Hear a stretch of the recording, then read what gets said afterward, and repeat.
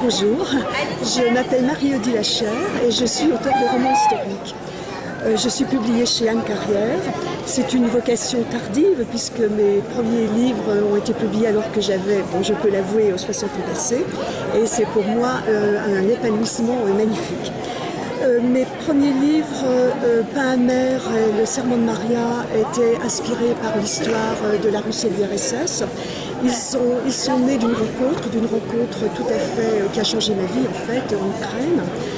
Et par la suite, le dernier publié est celui-ci. Alors là, l'inspiration est complètement différente puisque c'est un livre qui se passe à l'île Maurice. C'est encore un roman historique du XIXe siècle.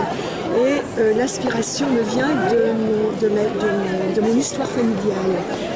L'île Maurice, bon, je savais qu'elle existait, bien sûr, comme tout un chacun. Et mon fils s'est marié avec une jeune femme d'origine mauricienne. Et je me suis passionnée pour l'histoire de l'île Maurice à partir de cet événement. Et j'ai découvert qu'il y avait un pays tout à fait passionnant, original, derrière la carte postale des plages, des beaux hôtels. Et j'ai voulu, dans ce dernier livre-là, qui s'appelle La voyageuse des îles, j'ai voulu résumer en une vie toute la réussite du peuple mauricien d'origine hindoue.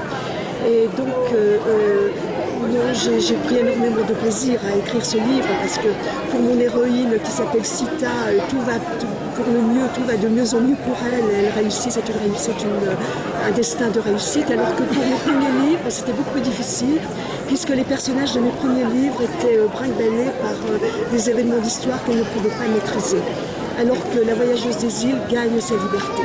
Voilà, bon, écoutez, j'espère vous donner envie de lire mes livres, tout simplement. Merci. Je sais pas ce que